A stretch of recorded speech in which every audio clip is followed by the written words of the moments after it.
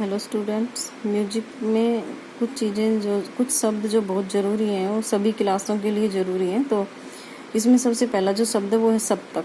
कि सप्तक क्या होता है, ये सिर्फ 10th में ही नहीं, 11th में, 12th में, सभी में इसकी ज़रूरत है।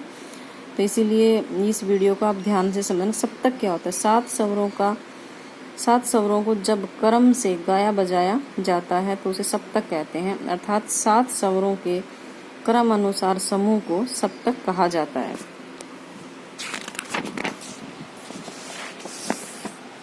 आगे इसमें ये एक सप्तक सा से नी तक का होता है, यानी सा रे गा मा पा धा नी, यहाँ तक का इसमें 7 स्वर होते हैं सप्तक में।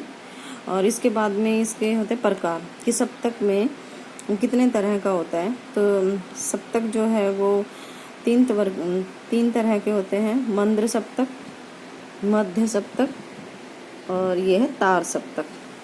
तो मंद्र सप्तक में पहली सप्तक को मंद्र सप्तक कहते हैं। इस सप्तक के स्वरों की आवाज़ मध्य लय में, मंद्र लय में, यानी बिल्कुल धीरे गति से स्वरों से दुगनी नीचे होती है, यानी नीचे की तरफ होती है। ये ऊंची आवाज़ नहीं होती है।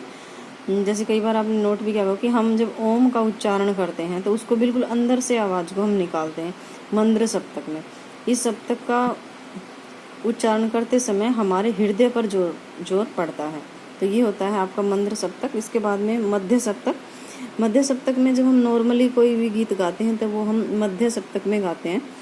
तो दूसरी सप्तक का गहरा सप्तक जो है, दूसरी सप्तक में मतलब जो अगला है वो है आपका मंद्र सप्तक। इस सप्तक के स्वरों की आवाज़ मंद्र सप्तक की आवाज़ से 2 गुना नीचे की ओर होती है, ऊपर की ओर होती है। यानी वो 2 गुना नीचे की ओर हुई, ये 2 गुना ऊपर की ओर हुई। इसे साधारण सप्तक भी कहा जाता है। इस सप्तक का प्रयोग गाने बजाने में अधिक किया जाता है, क्योंकि इसकी आवाज़ में अधिक से अधिक इसकी आवाज़ जो होती है वो न अधिक ऊपर होती है और न अधिक नीचे होती है। नॉर्मली इसमें गाया जा सकता है और इसमें गाते समय कंठ पर जोर पड़ता है। अब इसके बाद में आप देखिए तार सप्तक। तार सप्तक क्या होता है कि किसी सप्तक को तार सप्तक जब कहते हैं जब उसकी आवाज़ मध्य सप्तक से 2 गुना ऊंची होती है, तो उसे ये तार सप्तक कहा जाता है।